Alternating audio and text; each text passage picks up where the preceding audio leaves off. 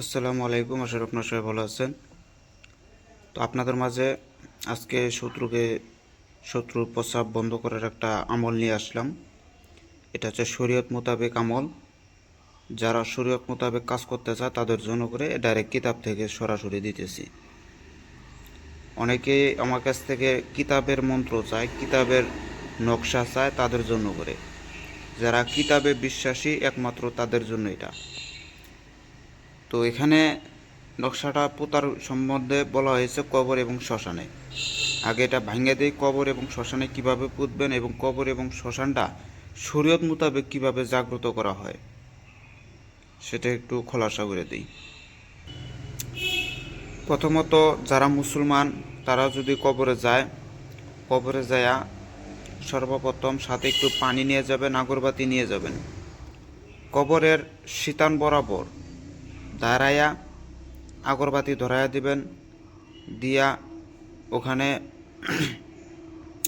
দুরূদ শরীফ 11 বার পাঠ করবেন। তারপরে সূরা ফাতিহা একবার পাঠ করবেন, আয়াতুল কুরসি 3 বার, সূরা ইখলাস 3 বার পাঠ কইরা ওখানে একটু পানি ছিটা দিবেন। দিয়া আপনার এই কবরের পায়ের কাছে যাবেন, যায়া ওই কোনো খুচ্চি বা নাঠি দ্বারা কবরের বুক বরাবর মানে কানা কইরা ওখানে মনে করেন যে তাবিজ বা নকশাটা পুঁতে দিবেন। দিয়া আবার 11 বার হচ্ছে দুরূদ শরীফ পাঠ করে ওখান থেকে সরাসরি বাসায় চলে আসবেন, পিছনে তাকাবেন না। এটা হচ্ছে শরীয়ত মোতাবেক। এখন কবরের কথাটা বলি, যারা শরীয়ত মোতাবেক কবরের ভিতরে কাজ করতে চান তাদের জন্য। প্রথমত শ্মশানে যাবেন, যায়া সাথে করে একইভাবে পানি নিয়ে যাবেন। যায়া আপনারা ওখানে যায়া হিন্দুদের দেখবেন যে একটা কালেমা আছে, হরে কৃষ্ণ হরে রাম, হরে কৃষ্ণ হরে রাম, যে একটা মন্ত্র আছে, হরে কৃষ্ণ হরে রাম কৃষ্ণ কৃষ্ণ হরে হরে, হরে রাম। এই যে একটা যে কালেমাটা যে আছে, এই কালেমাটা আপনারা ওখানে 7 বার পাঠ করবেন, কইরা পানি ছিটা দেবেন। দিয়া আপনার যে কাজটা তাবিজটা সেখানে পুঁতে দিয়া পিছনে তাকাবেন না, সোজা চলে আসবেন। এটা হিন্দুরাও করতে পারবে, যারা ধর্ম লাইনের ভিতরে আছে, যারা কুফরি করতে চায় না তাদের জন্য করে এটা। এভাবে আপনারা কাজটা করেন, 100% আপনাদের কাজগুলো হবে। এখন আমি এই তদবিরের নিয়মকানুনের মধ্যে চলে আসি, আপনারা সেই নিয়মকানুনটা শুনেন। আর যারা শিষ্য হতে চায় তাদের উদ্দেশ্যে বলতে চাই, আমার এখানে শিষ্যত্ব হলে 2100 টাকা গুরু দক্ষিণা নিব, মাসে মাসে 1000 টাকা করে নিব।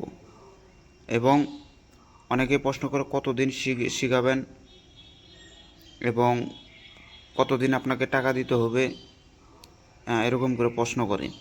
তো যারা এই কতদিন নিয়ে পড়ে আছেন, কতদিনে শিখাবেন, কতদিন ধরে টাকা দিতে হবে, তারা ভুল করেও আমার সাথে যোগাযোগ করবেন না, আমি তাদেরকে শিখাবো না। তো সেই নিয়মকানুনটা দেখেন। শত্রুর পেশাব বন্ধ করা যন্ত্র।